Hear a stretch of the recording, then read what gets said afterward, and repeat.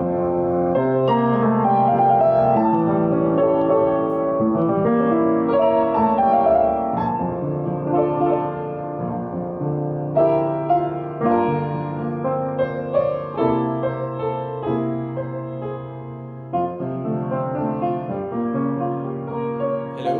welcome to our series 19 Hospitality Questions on COVID 19. Today's question is a very important one because it simply deals with what do you do if an employee at your hotel gets infected with COVID 19? Over to you, Mr. Wahab. That's a very interesting question. And I think everyone in the hotel must not only know or be aware of what to do, but they must also have the steps in place to take the necessary action. Let's consider a quick 6-step guide that I can perhaps uh, recommend where you can address an issue where when an employee calls and says he or she suspects symptoms of COVID 19 or has tested positive.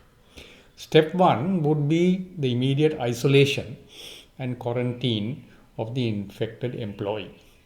Now, when an employee calls and reports of such a case that he or she, as I said, is exhibiting symptoms of COVID 19, or in the extreme case says, I have tested positive to COVID 19 and required to go into hospital, then the first thing is yes, medical treatment is essential. And in the case of quarantine, to see whether the person will or has been infected with COVID 19, which means he or she has to stay in quarantine for 14 days, then you got to also advise the employee not to report for work until such time as that person has got recovered fully or during quarantine has tested negative, and this must be confirmed by a medical officer of health or the local health authorities to say that this person has a clean bill of health. Only then must that person be allowed to come back to work. That's step one. Step two, you conduct what we call contracting tracing to identify who the persons who are there working closely with this employee, and there you use the 6 by 15 by 48 of infected employees. What it means is no sooner you hear that this employee has or is down with a possible COVID 19 situation, then you act quickly and you try to identify all those employees and perhaps third parties who this employee may have interacted with during that time. So you ask the employee to identify all employees who may have been exposed to this potential infection, and you do this by using the 6 by 15 48 rule, which means that first trace all those employees who were working in close proximity to this employee, 6 feet away, and had interacted with this employee for 15 minutes or more within the past 48 hours before these symptoms arose. And therefore, you will be able to gather some vital information.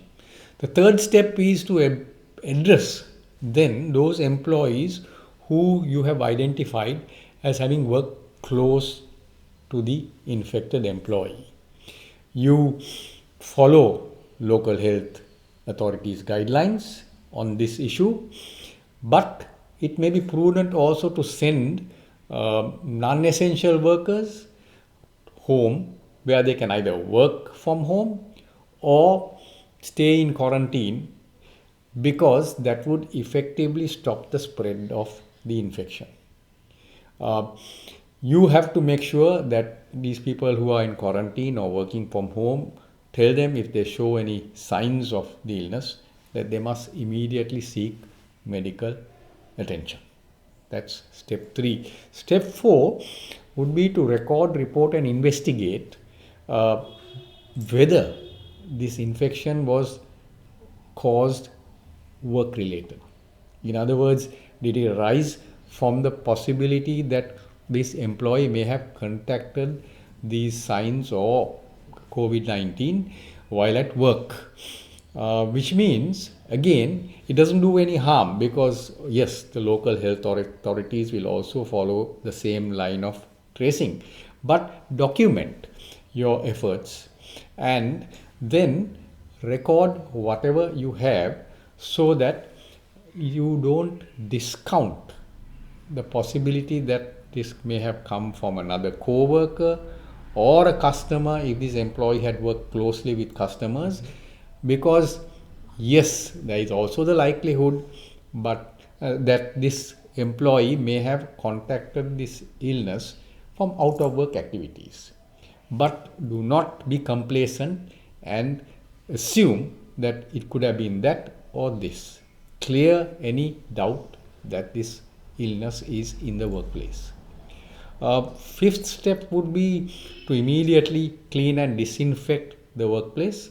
In other words, clean and disinfect thoroughly all those areas that this employee would have moved around or circulated in the course of that person's work.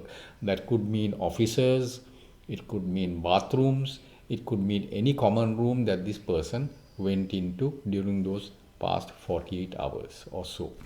So you have to thoroughly clean these areas, particularly those frequently touched surfaces.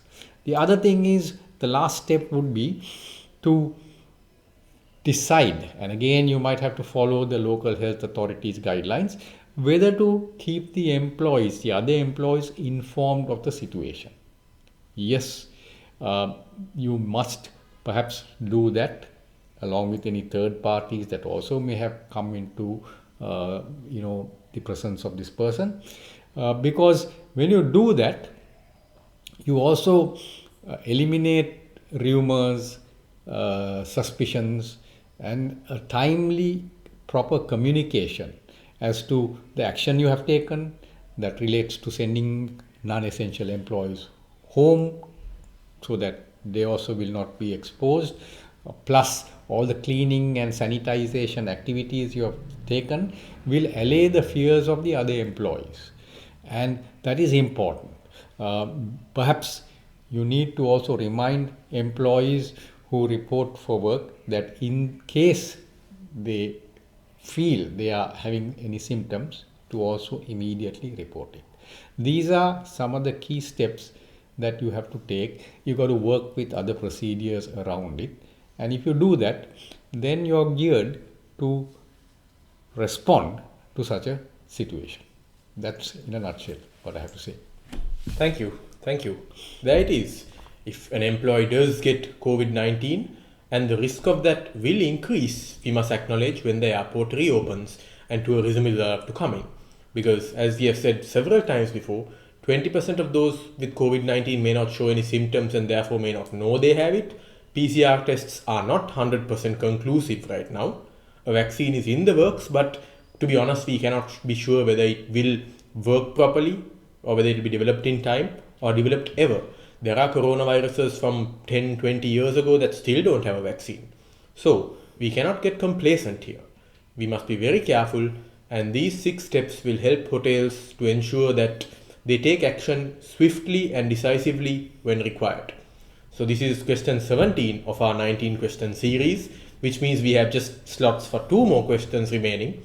If you've really got a burning question, reach us at hospitalitysrilanka.com is the email address. You can also follow us on our social media feeds, Facebook, YouTube, LinkedIn and Instagram. And feel free to send your questions, because even outside of this series, we will try to answer them the best we can. So until then, thank you, stay safe and have a good day.